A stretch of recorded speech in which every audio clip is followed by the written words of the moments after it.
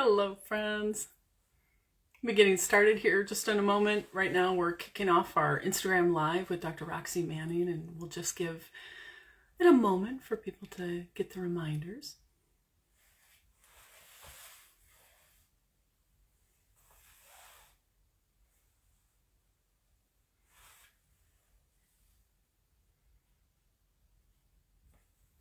Welcome, welcome. I see your request. Yes, please. We'll see if that did it. Hopefully, Roxy will be joining us on video here in a moment. Turn up my volume in case that's an issue. Oh. Ooh, hello, I hear you, but for some reason I don't see you. I should be there now. I had my camera facing the wrong way. Oh, interesting.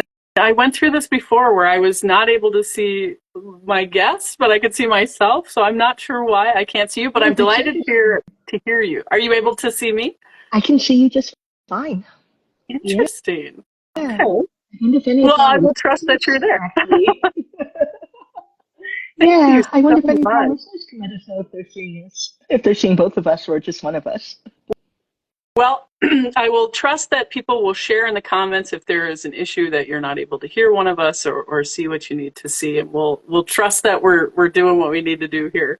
And Perfect. it's so long to see your face, so I'm sad that I can't see you. But thank you, Dr. Roxy Manning. Thank you so much for being with me today. You know, I try to do these regularly so that I can um, enjoy a conversation with different people who have access to NVC in one way or another. And I'm just thrilled to have the author of How to Have Anti-Racist Conversations with me today. And I had planned to have the book so I could show it up, and I don't have it in front of me. I'm terrified. I long for you all to go to the link in my bio. I definitely have highlighted Roxy's book there, and deeply, deeply wish for you to go find this really fabulous book. And Mm. would you be willing to tell us just a little bit about yourself, Roxy, so my guests can know a little bit more about you?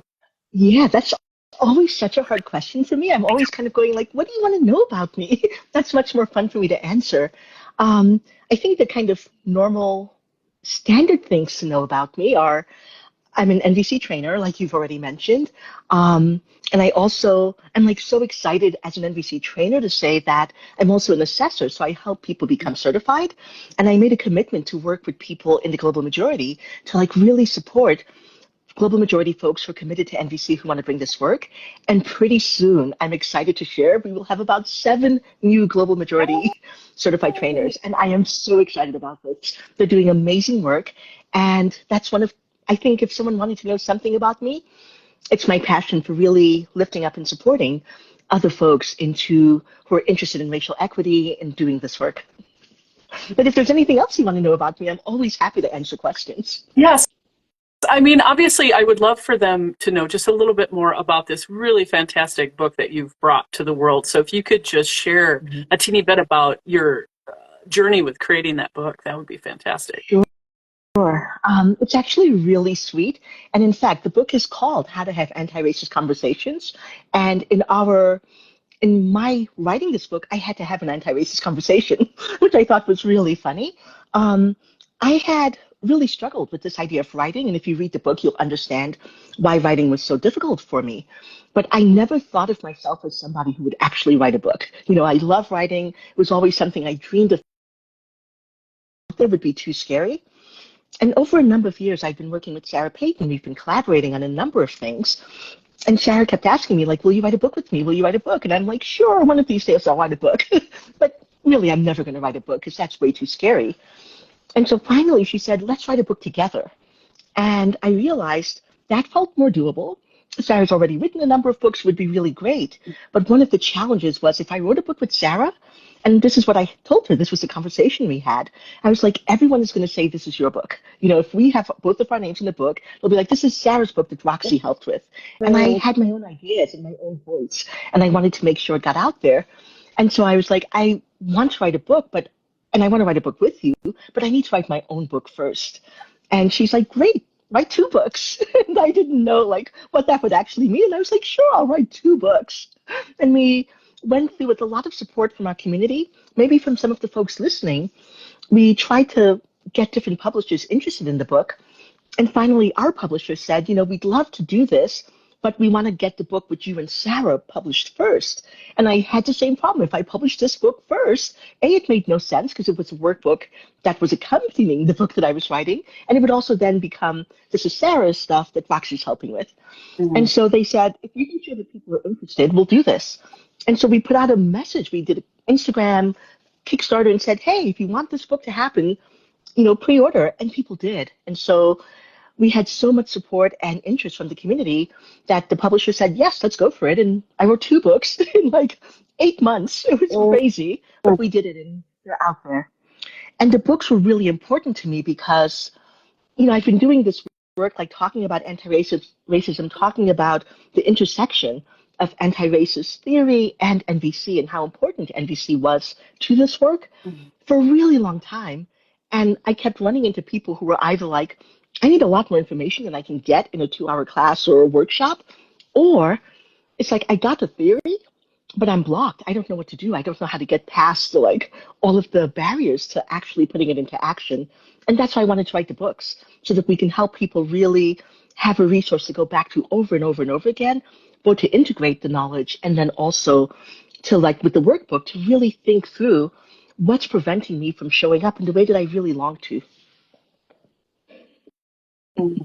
Oh, I love it. So I don't have the visual cue of jumping in when I know you're complete. So thank you for that pause for me to know. Oh, that's right. Yeah. For those who, and I do have you, I have it on my screen so I can at least know that you're with me, and I see you're wearing a beautiful yellow shirt and you look gorgeous today.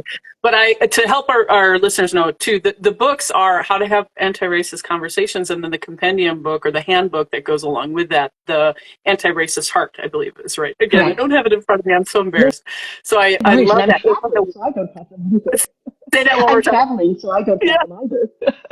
Well, again, you please go to the link in my bio, friends, and you'll find it. But the handbook is where the partnership with Sarah Payton comes, and then also the podcast that you have with her, Fierce Compassion, and some really mind-blowingly fantastic guests have been on your podcast. So highly encouraging everyone. If you're not familiar with the work of Roxy, please go find and dig in. And so I would love to ask you just some questions that are really connected to the book. Again, this is those of you who have been with me every month or that, come to certain trainings and practice with me. It's all centered around nonviolent communication. But those of you who know me very well, I also work very closely with Maisha Tehil and Check Your Privilege. And so our focus on dismantling white supremacy and leaning into liberation work is really important. So this is like really powerful work. And so I would love to ask you, you talk about in the beginning of the book, a beloved community. And there's a powerful section in the companion book as well that talks about a framework for this and walks through a questionnaire and all of that. And I'm just wondering, would you be willing to share a little bit more about how we can understand, foster, and then sustain beloved community? Yes. I'm so, so glad that you're starting here. So for me, beloved community is, in a way, what nonviolent communication is trying to create. It's what I hope that everyone who's interested in an anti-racist society is trying to create. It's a community, and the metaphor that I use when I talk about beloved community is one of family. And a lot of times, first I want to acknowledge when I say family, that some people have had really painful experiences with their family. So the idea of beloved community as family could be anathema, like, oh great, if that's what it is, I don't want that. And I just want to acknowledge that and hold that with tenderness. When I talk about family and beloved community, what I mean is not like, the very idealized, Norman Rockwell kind of families, and not the families where, those families that I just referenced, where there's so much pain and strife, so much impact of the societies we've born into that they are not functional. I think about families like the families that I wanted to create with my family, with my children. It's a family where we're each unique, where we're celebrating our differences and not trying to make us all exactly the same, where we know how to strive for positive peace instead of negative peace, where we're able to say really explicitly to each other, here are the things that you're doing that aren't working for me. And we stay in dialogue because we want to stay connected. We want to create a community together. And we have the skills to stay in that dialogue, to be able to name the difficult conversations, to connect around what's motivating each of us to do the things that we're doing. What are the needs, essentially, that we're each trying to meet, and to work together to find strategies that will make the unit stronger, not the individual, but our collectively, that we each have what we need, and that as a unit, we're thriving. And that's what I want to see in the world. That's what beloved community is for me. It's where every single person has what they need to thrive. Every single group has what they need to thrive. We're not elevating one over another. And what's important to me when I think about beloved community is that right now we live in a time where so many groups have not had what they needed to thrive. They are suffering. And in order to achieve it, we're really needing to focus on equity, not Yeah. equality. And so the people who are kind of like, what we're trying to do is to make sure everyone has equal things, well, that's not going to get us to beloved community. Because if I give from this moment on, if I gave everyone exactly the same thing, some groups are always going to be behind. They're always not going to have what they need. So I actually need to make sure that people have the resources that they need so that we're all truly thriving. And that's what I'm working for with beloved community, a world where we have what we need and everyone is thriving. Mm, I love that. I love the focus on just the universal human need of shared reality and how we Mhm. can, despite where we're not the same, find that shared reality and move towards beloved community that gets everybody's needs met. And the just powerful belief, true belief that that's possible, and that it isn't Yes. through equity, it's through it isn't through equality, it's through equity. I'm delighted to hear you say that. Thank you. So, Yeah. Can I oh yeah, add, yeah, can I add a bit? Because you please. asked about like what's necessary for us to actually create beloved community, right? And I've already referenced one of them. I think one of the things that we absolutely must commit to, and this is the part that's really hard, is that we need to be authentic with each other. We can't have beloved community when we're all pretending that everything is great, where I'm afraid to speak up when I'm experiencing impact or harm, or where you're afraid to hear me. Like when I'm trying to tell you what you're doing isn't working for me, if you're collapsing, you're not able to hear me, you're not able to empathize with me, we can't create beloved community. And so the more that we can work on both ourselves, the inner work that will allow us to trust that when someone is telling me something hard, it doesn't mean I'm a bad person. It's not a moralistic judgment. It's a needs-based assessment of what's necessary.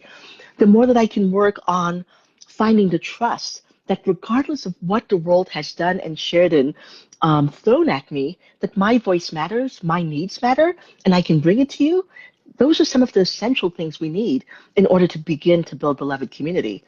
So, beloved community, a lot of people who are doing kind of racial justice work are focused on the outside. How do we change the laws? How do we change, all of the structures that are inequitable? And we need to do that. We absolutely must do that to build beloved community. But I also believe that we can't sustain it until we do the inner work, until we gain the skills to be able to be in dialogue with each other about some really difficult things and to hold each other with compassion and care in the massive learning curve that we're all in. Yes. The onus to not pretend that I understand, or that when we're in dialogue with each other that we're not just reaching too quickly for the yeah, I get it. It's like finding that closed loop of Hmm. dialogue that shows I see you, I know you, I understand you through some evidence that Absolutely. can be reciprocal and mutual. Yeah. Oh, so appreciating that, and appreciating how much that aligns with the work that we do, with Maisha, and how much she also comes from that school of thought. So it's I appreciate it. Um, so there's a particularly supportive and detailed section of the book, and in the handbook, of course, that's called the Authentic Dialogue Framework. And Mm. I would love it if you could share something without giving away too much, because we want people to read the book, but to talk about the framework with how co-conspirators who are on this journey can expect to use this book in Mhm. their conversations around whatever kind of liberation and anti-oppression work they're in. Absolutely. So the authentic dialogue framework was my attempt to weave together a number of schools of thought, right? So it's very, very grounded in nonviolent communication, and it brings in some of the principles of Kingian nonviolence and some of the clarity about what's needed to build an anti-racist society. And I divide it into two big sections. The first section is the inner work. We have to do the inner work. We have to have an understanding of the consciousness that is important to have these dialogues. And that means that it's not enough to say, I'm going to have a dialogue with you if I don't have an understanding that this dialogue is going to be grounded in the belief that we are all taking actions that are attended and connected to needs. It needs to be grounded in a commitment to moving from moralistic, binary kind of thinking and judgments to one that's needs based. So, in some ways, white supremacy thinking has given so many of us the idea that there is good or bad. And I see this in anti-racist work that, we automatically say, if somebody's doing something that's racist, they're bad, they should be canceled, they should be thrown out. And that doesn't actually create dialogue. It means that I discard you, we don't talk, and you get shamed and you go away and you're on your own trying to figure out what do I do to get back into the community. Or sadly, you never come back. You go and join a white supremacist organization and say, those are my people, that's where I belong. And I'm wanting something different. I'm wanting us to really hold a commitment to what is it that we're trying to create, beloved community, and how are we moving past moralistic judgment, either or thinking, this idea of scarcity into collaborative, working together, really leaning into the richness of our societies. So that's the first part of the framework. It's helping people to touch into the consciousness in which they want to approach these dialogues before they begin the dialogues. The next part then, and a really important part, is thinking about what are the dialogues that we want to have. And one of the things that I discovered is a lot of us have so much urgency. It's like the minute you realize that there's something going on, something problematic, we just want to jump in and fix it. Or we're feeling so scared, so activated that we're like, oh my gosh, I just said something racist. I've got to go make it right away. And we're jumping in without actually knowing what is it that you want from the dialogue. And so in the books, I lay out 4 different kinds of dialogues that people could have. And I'll briefly describe them here because each dialogue requires something different from the person who, maybe the receiver, the person who experienced the racist harm, and it requires something different from the actor or the person who's in that dialogue. And I want us to be aware of what we're asking people to move into when they take these dialogues, get consent, and then we're on the same page as we're trying to figure out how to move forward together. So the 4 dialogues Yeah, I are the love first that dialogue is. section, by the way. There's that, it gives, when you're swirling, this idea of if I'm in this headspace, then this. If this, then Mhm. like it just gives those of us who are unfortunately rooted in the whiteness of tools. Mhm. It's a great tool that helps kind of just center and ground back into what is alive in this very moment, and then giving me something I Yes. can do. That part of me that needs to do. It's okay if this, then this. So I'm sorry. Please, I would love to hear you describe what No, you were going to I'm say. actually loving that you said that because the other part that's important for me about the idea that, there are multiple paths, multiple needs that I might have is I'm not demonizing any of them, right? It's not that like there's only one right way to be and respond when some of these things happen. It's more about checking in and seeing what is true for you. What are you needing? And then if I have that clarity, here are some things that are going to help me be more likely to get my needs met. So it's part of my whole stance around I'm really wanting to hold acceptance for the truth of where we are rather than saying there's one right way to be. Yeah, the gift of So the presence. first dialogue is the first dialogue is it's a core dialogue. It's the one that I think is the root of all of the dialogues. And it's just that I need to be heard. If something happens, if I've experienced an impact, I want to be heard. And being heard is different than it's not a mutual thing. I can say, hey, Jen, when you said that thing, it was hard for me. And I want you to hear me, and I don't have room to hear you back. So if I'm inviting you into this dialogue, it's with the understanding that you are agreeing to show up and show me that you understand me, knowing that I am not willing and ready to do that for you. I might choose to do that, but that's not the goal of the dialogue. The goal of this dialogue is to create space for the person who's bringing the dialogue, who's impacted, to be heard about their experiences. And for a lot of people, that's radical, right? It's huge. But such a clear request. It's such a clear request of what is needed. Right now, I don't trust I have capacity to receive what you might think about this. I need to just sense that you hear me. Yeah, it's such a Mhm. clear request. Yes. And I think it's one that can get in the way of so many people. Like, if I have experienced an impact And I think, and this is often the experience of global majority folks, right, that if I come and try to talk to you about this impact, it's going to mean I have to empathize with you. I don't even want to come. I don't even want to have that dialogue. So being really clear, like this is what I'm inviting you into, can be relieving for both the person who is initiating the dialogue and the person who's agreeing to be in it. Okay, I can just listen. That I can do. I know exactly what's needed for me. So Yes, that's one again, dialogue. that idea of like, what do I do? Do I need to fix it? Do I need to send that? I just, okay, oh, got it. Listen, got it. Like, oh, it's so good. Exactly. And then there are two other dialogues that I kind of keep on the same level. One is a dialogue of mutual understanding, of shared understanding.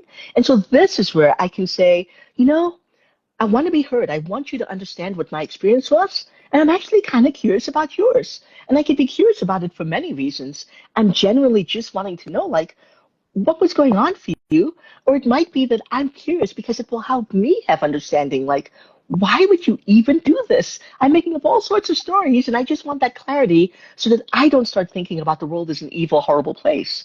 And so in that dialogue, the invitation is both for my authenticity. I'm going to be real and tell you what's going on for me, but it's also for your authenticity that you need to show up and not kind of hide behind. I'm just going to empathize with you, but I'm not going to tell you what my truth is. We're both going to be vulnerable and authentic here, and we're both going to stretch and listen to each other.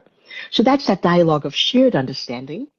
And then there's a dialogue of healing, which is a very different dialogue. It's one that could bring shared understanding, but the focus for that one is on recognizing that sometimes it's not enough to be heard, that the wounds are so deep and they go back to so many of the multiple experiences we've connected to in the past that I actually need you to listen to me at a deeper level. I need you to listen not just to what happened in this moment, but how it's connected to and the meaning I've made of it, and to empathize with that meaning and to help me shift that story. And so that's a really powerful dialogue that requires time. It requires a depth of listening and a quality of listening and a commitment to almost like non-defensiveness. I'm not having to protect against what I'm hearing because this is in some ways bigger than me. I'm showing up willing to be deep and listen to all of the experiences and all of the meaning that this has had for you in a way to support your healing and growth. Yeah, I love too that that isn't even just always the healing that might be between us, that there's harm restoration to cover, but that there's also collaboration on maybe there's somebody in my life tangentially, or maybe collaboration on systemic healing. And where can we find shared reality on the healing of all systems, not just interpersonal or, yeah, I'm delighted Yeah. to hear that as a tool for that. Are there And any I other think pieces in that framework that you'd like to share? yeah, well, the fourth dialogue is the dialogue for solutions, right? And that one was really important to me, both because that's where many people start. You know, we start a dialogue, something's happened, we try to jump right to solution. And if you go to solution without understanding the needs, we're not going to be effective. We're usually kind of hitting the surface needs, or we're just exploring like the thing that's up for us because we haven't actually listened to the other person. So the dialogue for solution is predicated on us having done at least some of these other dialogues so that there's deep understanding first.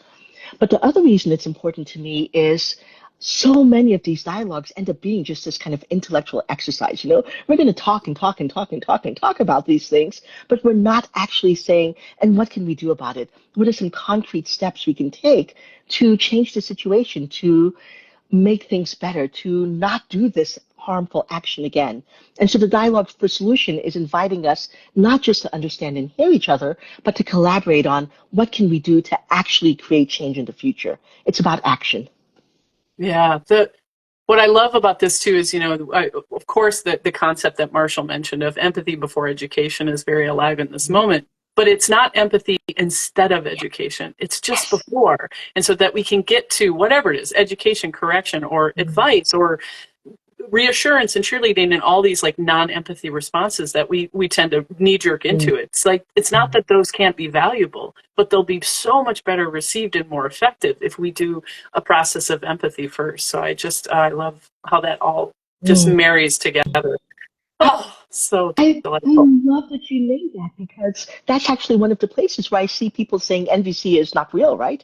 That it's always, for so many people, it's empathy instead of. I loved the way you said that. Empathy instead of solutions or education or anything else. And if I'm experiencing a lot of harm and you keep saying all I want to do is empathize with you, I'm like, go away, Yeah, because you're going to empathize with me and nothing is changing.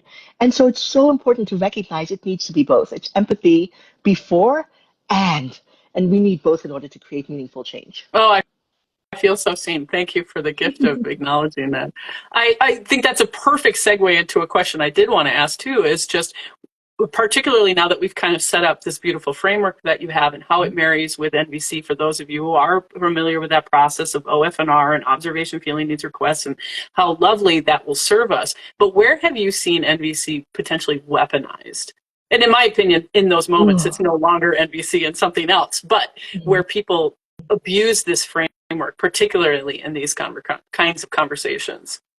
Yeah. So I'm definitely happy to answer that question, but I also want to name, like, I really want to lift up what you just said, that when I've seen NVC weaponized, in my judgment, it's not NVC, Yeah, right? thank It's you. like Yeah. somebody using the form of NVC, but in a way that's not true to the consciousness of NVC. And that's really important to recognize. Every time I read those articles that talk about, all of the pitfalls of NVC, part of me is going, but that's not NVC, right? And so some of the ways that there are many ways I can talk about, but I'm going to kind of keep it to this like framework of anti-racism since that's what the books are about. So some of the ways that I've seen it go completely awry is like when people are like, well, it's universal human needs, right? And there's this kind of spiritual bypassing. We need to focus on the fact that we're all human. We all have the same needs. No need is more important than any other need.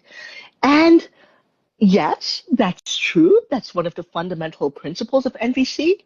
But when I'm starving or when I've been denied access to certain things that are really necessary for my well being and to thrive, and you're insisting on, and I've seen people say things like, well, my needs to be seen and my needs for empathy are as important as your needs for um, like equal access or your needs for even food or your needs for something that's going to sustain your well-being. They're equal, and we need to put as much time into empathizing with this as making sure that you have food. That's a tragedy, right? That is a huge tragedy, and it's a way of overriding and denying the very different lived experience and the very different consequences for people when different needs are not being met. I talk a lot. Some of the ways, another way that I see it being weaponized, somehow I'm not loving that word, but Yeah. I'll say misused, Okay. Like misused that. or I prefer misguided. that too. Yeah. And so when people talk about, like one of the big pieces, like NBC doesn't have room for any kind of judgment, and I'm like, Mm. absolutely not. Mhm. Just the fact that you're using NBC means you're making judgments. When you say, I have this need, you're making a judgment that this is a need, that this is something that we want to talk about. When you say this is an observation, you're making a judgment about it being an observation. And this often comes up when people say, I want to talk about privilege or I want to talk about microaggression. And I hear some NVC practitioners say, well, that's privilege is a judgment. It's not an observation. What are you talking about? Or microaggression is a judgment. And I can't talk to you until you tell me what the actual observation is. And I Mm. invite people, whenever I hear that, I say, NVC is about the person who's using it. It's not about demanding something from someone else. If I am truly staying in NVC consciousness, you get to show up however you want to show up. And my job is to empathize with myself and to empathize with you. So somebody can come to me and call me like the worst slur in the world. They can use completely judgmental language. And it is an NVC consciousness if I go, huh, either what are my needs in this moment when I hear that? It isn't working for me to hear this language. And I can say, you know what? I don't have the capacity to hear you talk to me like that. So I'm going to choose not to be part of that conversation. I'm not judging you. I'm telling you this is my limits. This is what I'm needing to take care of myself. Or I can say, oh my gosh, when you're calling me racist, I'm really curious about what's going on for you there. I really would love to hear more about what I'm doing that's really not working for you if I don't get it. And if I do get it, if I know the observation, I don't have to pretend that I can't hear you until you tell me the observation. I can empathize with what that experience is like for you. And this is one of the places where I see so often people walk away from NVC because they're like, this isn't real. You're insisting that I use this form and deny not even giving me any connection to what I'm trying to bring to you, not trying to solve this problem because I'm not using the right language. Mhm. Oh, and the work that Mickey Kostin does around naturalizing NVC and getting Mm-hmm. away, like, yes, we practice formula, but we don't live formula, and finding ways Mm-hmm. to use NVC to support, but not necessarily drive a Mm-hmm. conversation. And just, it's so important. I really appreciate that. And just the fact that self-empathy is always available to manage those judgments. I always joke and say, yes, on my path to enlightenment, I hope to move away from reactivity and judgment, but I'm living in the Mm-hmm. real world, and even Gandhi rolled his eyes. So somewhere I have an allowance of the belief stage, at least at a minimum in my self-empathy practice, to go, ooh, but in the safe container before I come outside and externally and ring a bell I can't unring. Mm-hmm. I really appreciate the focus on that. Thank you for naming that. And for those who might be on this live or watch this recording and be hesitant or resistant to NVC, I hope you're hearing a different way of looking at this than maybe it's been presented before that feels hopeful and possible. And again, driving you to Roxy's work and to read these books. Mm-hmm. Is there anything else Yeah. about the misuse or abuse of NVC that you'd like to share? Yeah. I think, one of my favorite people in the world, Kit Miller, she actually used to be on the board of directors, I believe, of CNBC, has chosen never to be certified, but is one of the living examples of really embodying NVC consciousness. When I was first learning NVC, she talked about the first time you learn NVC, you need to spend the first year taking it as an internal practice. Don't even try to use it externally because a lot of times, and I know I did this when I first started learning NVC, it was like, I'm going to learn this stuff so I can change you. I can make you do what I want. And we start using it to try to control other people.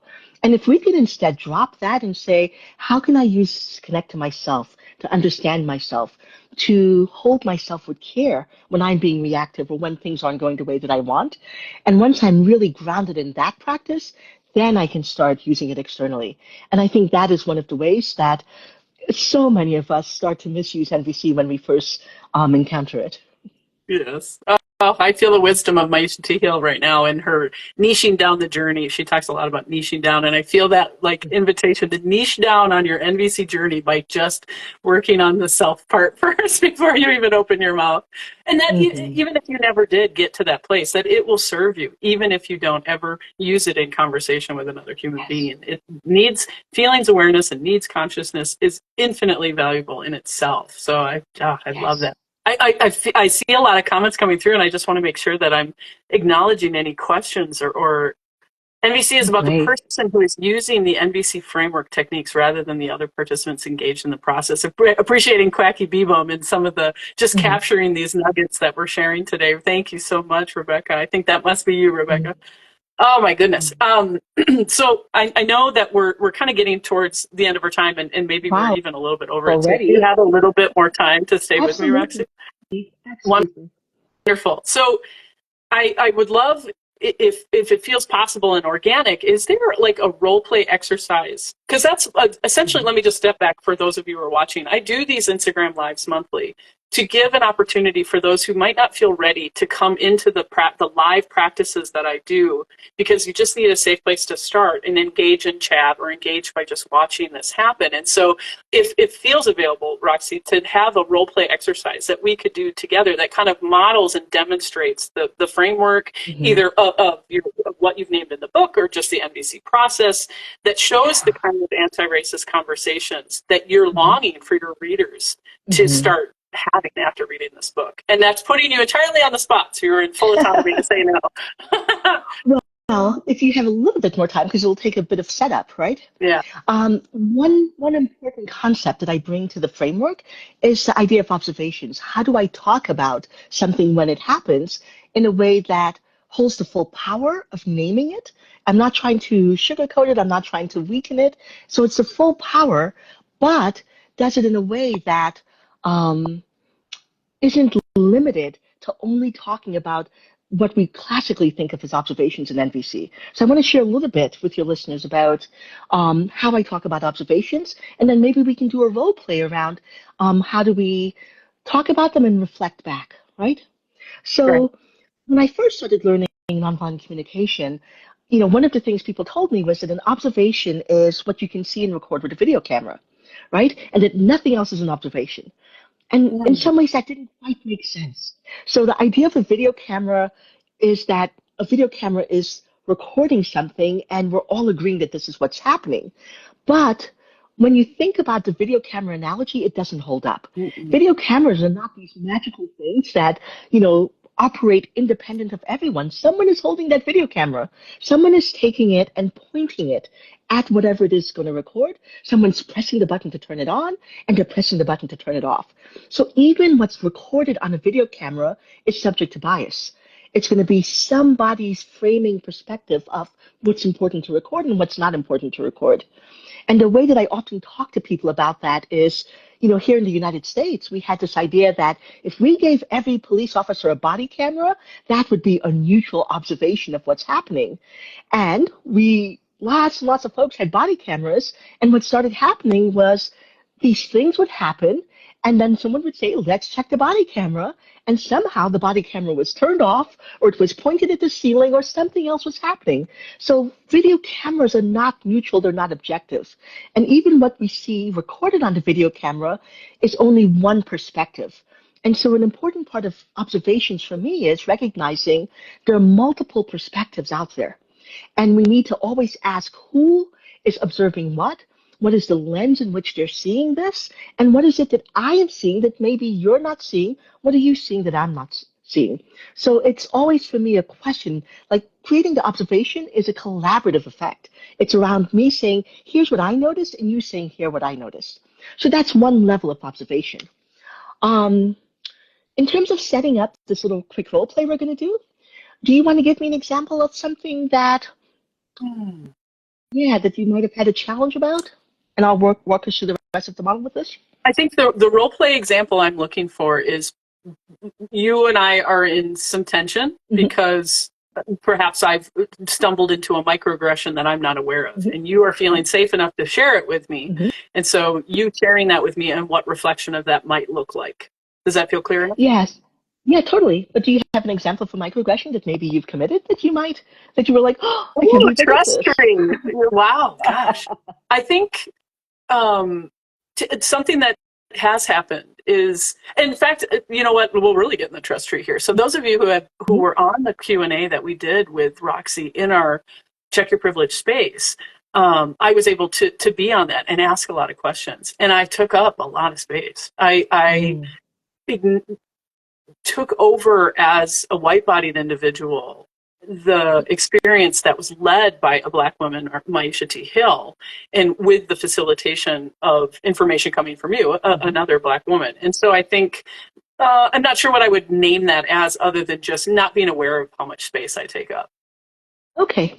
So when I think about this observation, right? So the first part of the observation in my model of observations is the part externally, the part that if I had a video camera, we'd be able to record it. So if I had a video camera, we could go back and look at that session and I could clock. So Jen, we had an hour together. You talked for 20 minutes. Let's make it up, right? And that means that I and everyone else on the call spoke for about 40 minutes. So proportionately, you took up a lot more space than anyone else. That would be the external observation that's neutral, that would be kind of your classic NVC observation. But when I say that, you might be like, oh, yeah, I did that, but you wouldn't quite get why I'm upset about it, why it's landing as a microaggression for me. And so the next level of observation that we would want to look at is um, looking at what I call the internal observation. How does that connect to my past experiences and my history? And so for me, part of the internal observation, and I wasn't triggered at all, by the way, so I'm just saying this is an example, not Oh as yeah, yeah, yeah. something Yep, that's thank true you. for me. So folks will know. But if I were triggered by this, it could be something like, I'm feeling really frustrated because part of my observation is that when I'm invited as a guest on these kinds of podcasts, somehow I find that the white facilitators or hosts take up much more space and my voice is heard less than I'm expecting and than I see happen with other times when they have white guests. And it feeds into like all of the times when every time I try to bring my voice forward, it's minimized. It's somehow my voice gets less airtime, less seems to be valued less than other people's voices. And this is a recurring observation for me that's really painful. Now, this is something that you wouldn't know. This is my specific experience. It's very specific to me. And it might be that somebody else on the show might have been like, yay, I'm so glad I got to sit back and relax, right? But for me, it's feeding in to this repeated experience of, wait, I'm the guest on the show. Why am I not getting space to bring forth ideas that I came here to share? So that would be an internal observation that's about my history, my experiences. And then the third observation, the third layer of observation that we could connect on in this role play is what I call the systemic observation. And this is that what just happened, you speaking and I not speaking as much, didn't happen in a vacuum. It happened in a world where there has been such a thing as white supremacy. And part of white supremacy is whose voices get prioritized. And typically, in white supremacy culture and settings, the voices of white people are given more weight, more airtime, more space than the voices of global majority people. And so what happened fit into that pattern. It's a pattern that I've seen replicated over and over and over again. So this piece for your listeners is the way that I start thinking about how would I share my truth to you. And I get to choose which of these levels I want to share my truth on. Do I want to talk to you at that external piece, the internal piece where it was specific to me, or the systemic piece? Each of these observations are valid and would require different connections with you, different understanding and empathy from you. So let's pretend that we're going to have this conversation. Do you want to be you, Jen, with me as the person who was triggered? And I'll coach you a bit? Yeah. Okay. So Jen, I'm so glad we're having this chance to talk because I want to share a little bit about what came up for me in that Q&A that we did. Are you open to hearing that? Yes, of course. Thank you.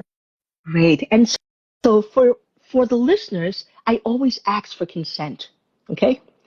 And Jen, I'm glad that you're open to hearing it. And I realize what I'd like for you in this moment is both some understanding of my experience. I really want to trust that you're understanding me. And I'd also like to hear a bit about what was going on for you then. So this is me asking for a dialogue for shared understanding. So do you feel like you've got capacity to do both of those? Yeah. I'm modeling just a moment of self-empathy to check in so that I'm not moving in the urgency of solving and fixing and, oh, there's a problem. And so I'm just double checking with mindfulness that I do have capacity, and I do. Yeah. Hey, thank you. Thank you. So the first thing I'd like to share is just what I saw happening, just to make sure we're on the same page, that this actually, you also believe that this did happen. And so what I noticed in this call was that even though I was the invited guest and I had a lot of content to share, somehow you took up about a third of the time. And with the other guests, I had less than two-thirds of the time, especially answering questions, to share all of the information I brought. And I want to check in and see if you had that awareness that you actually did speak for about one-third of the time that we were meeting. Yeah. I do hear and I remember back to that time of, or even remembering like instantly feeling a little bit of shame about how much was taken up. So I do acknowledge that shared experience. Hey, so I'm going to pause for a little bit of coaching here. Yeah. Yeah? So I'm glad, definitely, the bit of shared reality is really important. There was a tiny twinge of me when I heard you bring in shame, especially this early, because when I'm hearing this, especially from a white person, when I'm trying to bring something that might be racialized, I'm already starting to go, oh, am I going to have to take care of this person? So I Mm-hmm. think it's important to notice, like, oh, shame is coming up for me. And that would be a moment when I would want to flag it and self empathize rather than bring it into the conversation so early. Yeah. Yeah, I love that. Love the focus on that. I really want to highlight this right now of just that empathy is simply presence for what is alive and just reflecting back at that level and not bringing in this. Yeah, it's beautiful. Thank you. Mhm. Yeah. Okay, so now going back into the role play. So thank you. I'm glad that yeah, it sounds like we both had the same experience. And I was surprised. I got to say I was really surprised when that happened because I see you, and I'm going to be a little bit challenging in this conversation. I see you as somebody with a whole bunch of consciousness and intention, and I was kind of flabbergasted that you were taking up so much time. Mm. Yeah, really hearing the disappointment in what felt like a trusted space with somebody that you could enjoy a different experience with, and that kind of let you down. Yeah, I think what I was longing for and what I was hoping for when I said yes to the call was that this would be a space where I would have a sense of, you know, allyship and support, that it would be a place where I would trust that what I had to share was really valued. And I wasn't getting that in the ways the time ended up being allotted.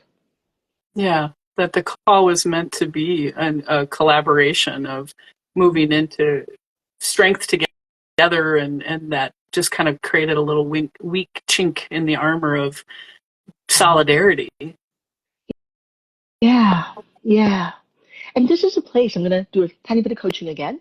Yeah, This is please. a place where even just you beginning to bring in my feelings and like acknowledging like maybe the disappointment or that would also help me have a sense that it wasn't staying too intellectual.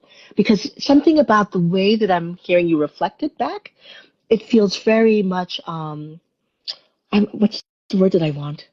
I'm hearing a cognitive understanding of it, but not like I'm not getting a sense of feeling of you or a sense that my emotions were really being captured in your reflection. Mm-hmm. And I just wanted to check if this is the kind of role play that you're wanting where I'm doing this amount of coaching. I love coaching, so I can always go No, I'm there. thrilled. And I'm glad everybody, for those who might have just jumped on, we are in a role play and we are working with a real scenario, but not necessarily a real experience necessarily. And so Yeah. I'm appreciating something so juicy and tangible for people to understand. And all of the coaching that I understand that we reach for perfection, but we live with reality. So I'm delighted for that. So thank you. Yeah. So yeah, if you want to, yeah, absolutely, you're right that I was really looking for that kind of collaboration and yeah, and it was really disappointing. There was a bit of hopelessness for me that Mm. maybe I can trust that these spaces really will exist. Yeah, really feeling the hopelessness and the Mhm. disappointment and the Yeah. sadness of how often this must happen. Yeah. Yeah. And, you know, I think part of why I wanted to bring this to you is if you're going to be walking in these spaces and like really trying to support people, it's almost like I want you to be able to take the awareness you have about these kinds of challenges and really think about the systemic, like what does it mean systemically if you as a white woman take up that much space in a group? Like how are you tracking yourself? What are you doing to make sure that you're really creating opportunities for global majority people to be heard? Mm, I receive the gift of that. I feel a lot of hope and trust in that as well, despite the disappointment and sadness that that invitation and willingness to talk about this. I receive the gift of that. And I hear the wish for me to acknowledge the space in which I take up and to acknowledge my identity and how I'm going to move in spaces that are so deeply important to me, but also ripe with danger in terms of Mhm. how well intentioned actions can result in terrible misfortune. Yeah, and as I hear you, I realize it's not just about you. I think part of the reason I'm bringing this to you is because I see this happening over and over and over again. You know, that this is such a repeated pattern in spaces that are meant to be anti-racist. And I'm just wanting some sense of hope that we can actually walk our talk. Yeah, Mhm. I really hear the wish for hope. And I hear longing in that and yearning. And I'm Yeah. grateful. So I'm going to pause again for a little bit of coaching. Yeah. Part of what I'm trying to almost like set up is something around like there's a part of me that's yearning for the acknowledgement that this is not just about you, that this is systemic, that part of why it was so impactful for me was not just that you didn't do this, but that it's, you know, so many of these spaces that we walk into, the global majority folks are invited into, end up not being the places we want and end up replicating the very systems of white supremacy that they're designed to address. So it's like when I talked about the 3 layers of observation, I'm trying to invite you to also hold with me the morning about that systemic piece. Yeah. Yeah. So, Yeah. Yeah. I hear, I'm, oh, something came alive and I wanted to ask or clarify. And I feel mhm, a mix of a genuine emotion that, role play, mhm, fake emotions or fake feelings or role play our brain doesn't always know the difference, right? Like we feel it. So I Mm-hmm. feel all of this like, ooh, so I'm trying to stay present, with the fact that you and I are guiding something in front of people and that there's logistics. And so I just feel I sense my own distraction. So I'm just trying to come back to what's coming alive in me right now. And the coach, I want to reflect back the coaching I think you're saying is to not, to show that I'm not falling into a shame spiral that now you're going to have to carry because I'm centering too much of my ownership of this entirely. But that I see you seeing the bigger picture and that it's not just you, Jen Gergen, have done something wrong, but that this is a manifestation of a systemic thing. Am I hearing Mm-hmm. that correctly? Yes. Mm-hmm. Mm-hmm. Thank you. Yeah. So hearing that, how would you respond? Here, bring me back. I'm sorry. Yeah. So yeah, as I'm saying, Jen, I'm really glad that you're acknowledging that you didn't show up in this way. But part of why I'm bringing this to you is because it's for me this longing that we get that this is happening all the time, and that just so much wanting people to create different systems, to acknowledge the systems that continue to create these inequities, and that there's an awareness of how much work there needs to be done at the systemic level to change this. Not just you, but like over and over and over again, this keeps happening. Yes, I do. I acknowledge so deeply the this isn't just a personal issue, an individual issue where I've made a mistake or an indiscretion, but that it's a manifestation of that greater systemic issue, and that this is a byproduct of that, and yet another example, and just longing for there to be, oh, yeah, just a greater awareness of the systemic, not just the Mhm. personal. Absolutely. Yeah. Yeah. And so I'm going to pause.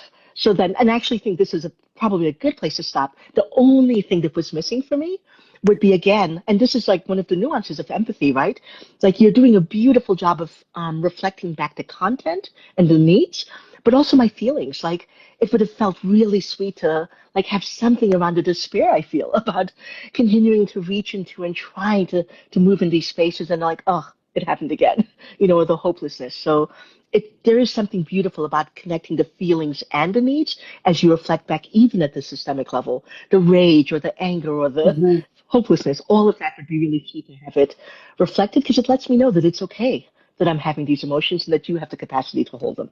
Yeah, I think from this end too, this is a great reminder for people to the sensation of what I think I'm reflecting because Mm-hmm. I'm feeling it. And as you're Yeah. talking, I feel that sensation of, oh, I hear the despair and I feel present for it. I feel physically present for it. And I might even be showing that. But that Mm-hmm. there's like this weird awkwardness that people go through in reflecting back what they've heard that they think, well, you said it. It feels weird to say it, but it's like, yes, but it closes that loop of understanding that shows me you hear me. And so even me, even with Mm-hmm. all my experience with that, that there's still that's still missing because I Yeah. sense it, but that I'm not necessarily saying it, which closes the loop of you hearing it. Mm-hmm. So yeah, I really appreciate it. It's great coaching, really great coaching. I And so love did you say you wanted the way. to end the Yeah, role I play think there? this. Yeah. Yeah, because I was also tracking time for you, but I also I just want to add another piece to what you just said because I think it was beautiful that part of the awkwardness of not like when someone says, yeah, feeling really angry and we don't reflect anything back about the emotions is another repetition of it's not okay to be angry. It's not okay to have big emotions. And so when someone only reflects back the content, it unwittingly sends that message that I can reflect back the content, but those emotions are not really okay. And so, even if it feels awkward, let me know that you're okay with the fact that I just said that I'm angry or sad or despairing or whatever. Like, show me that you're willing to name those things and to, in some ways, welcome my saying of them. Well, and it's funny, Love. just the sensation on my end is thinking that I had. Like it's like I don't even realize what I've said, and so that it's Mhm. okay to like really double down on that, to really show. It's really important to me, Mhm. Roxy, for you to know that I hear the despair and the rage Mhm. and the Yeah. disappointment. That isn't lost on me. That I hear that. Like it's I okay will to give you really. I'll give you coaching on that Oh, say that one more though. time. I want to give you some coaching on that. When someone says it's really important to me, my brain immediately says why. Why is it important to you? Because otherwise it feels like a linguistic, like I'm just going to say this because I am not sure. Like I don't know what else to say. But if you tell me it's really important to me, I want to understand, like, what needs is it meeting for you? And that's where, if we were to continue with this role play, that's probably where I'd go. I'd want to know, like, what's coming up for you, hearing me. What's your real lived experience in this moment? Yeah. Mm, Yeah. I appreciate it. Oh, I hate that I can't see you. It's so hard to know, like, this moment. It's very odd to do this. I feel like I'm just on a phone call. It's like, oh, to feel your Yeah. presence would help me right now. Well, I'm smiling, like really big smiling. I'm so enjoying this. Oh, I'm delighted. Well, I also appreciated the awareness of time, and I see a lot of comments that were dropping through of like, "Wow, this is helpful." And so that's the point of these. Is to I'm so grateful for you, Roxy, to have provided this organic role play opportunity so that people can see and then hear all that coaching as well. That it comes forth so easily and with compassion. I only feel your trust and belief in my ability to hear your coaching and to grow and to keep moving forward and to move in messy imperfection is fine, but to reach for deeper and greater connection. So I'm so grateful for that and for the gift to me that was. Thank you. Thank you. And I'm just really delighted at this opportunity to get to share my work and to play with you in this field. Yeah. So if you've got just a couple more minutes, I'd love to close this Sure. out. Just if there's two different things I want to ask. The first is if you could distill down the message of and the hope of your book into one clear request of your readers and my audience and our audience together, what would that request be? I mean, the facetious request is go buy the books. But aside from that, it's that we can only create the world that we're all wanting to live in, the world that we need to leave for the next generation, when we're willing to move into uncharted, difficult territory. And there's support and companionship in doing this. We are not meant to do this alone. So these books are guides on how to do this through self-connection and through connecting with other people. So take a chance, take a risk. Yeah. Yeah. Mhm. Oh, I love that. And so then my final question would be if beyond purchasing and amplifying your book, how can we best support your work? I want to make sure we've given you a chance to promote or amplify anything that's coming up for you that we can support you in. Absolutely. Like I saw a lot of faces or names here that I recognize from all around the world. Um, I think some of the best way to support my work is to share it. I always tell people that if you have read my books, leave a review because that really helps people recognize that there is something meaningful and valuable in the books. Let other people know how you've been impacted by the work, how you've been impacted if you've worked with me, and just keep sharing it, keep showing up to these kinds of conversations, and and also take this work and use it. I think the best way to support me is to let this work live out there in the world because it's bigger than me. I feel like I'm a channel, and if it's flowing through 20 of us, that's beautiful. It's getting out there. Yes. Perfect. I love it. Well, a reminder to those who might have come late that you can find the link to Roxy's work in my bio. Roxy Manning, is your website a great place to go? Is that Absolutely. It's roxymanningphd.com? it's actually RoxanneManning.com because there's another Roxy Manning who got the Oh, first interesting. domain. Okay. But Thank you. RoxanneManning.com, you can find links to the books and classes I'm teaching and also my bio and lots of information about me. Perfect. And listen to the podcast, friends. Listen to Fierce Compassion with Mhm. Roxy and Sarah Payton. Get the book, How to Have Anti-Racist Conversations. Get the companion book, The Anti-Racist Heart. Oh, Roxy, I such deep gratitude for you. Thank you for taking time to be with me and the people listening today. Thank you so much for having me. All right, friends. Thank you, and I'll see you next month. Bye, Roxy. Bye, Jen.